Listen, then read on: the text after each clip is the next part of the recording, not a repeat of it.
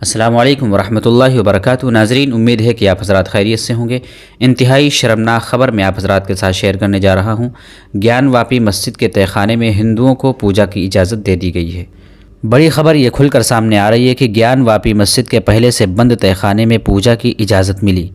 نئی دہلی عدالت نے ہندو درخواست گزاروں کو وارانسی میں گیان واپی مسجد کے پہلے سے بند تہہ خانے میں عبادت کرنے کی اجازت دے دی ہے۔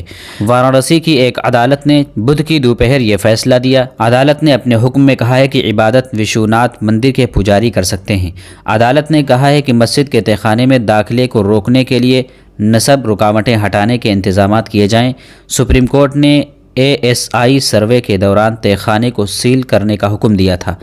گیان واپی مسجد کیس میں ہندو فریق کے وکیل سدھیر ترپاٹھی نے ANI کو بتایا کہ 1993 میں وہاں پوجا ہوتی۔ ملائم سنگھ کی اس وقت کی حکومت نے بغیر کسی مجاز عدالت کے حکم کے اس کو لوہے کی باڑ سے گھیر کر پوجا کو روک دیا تھا۔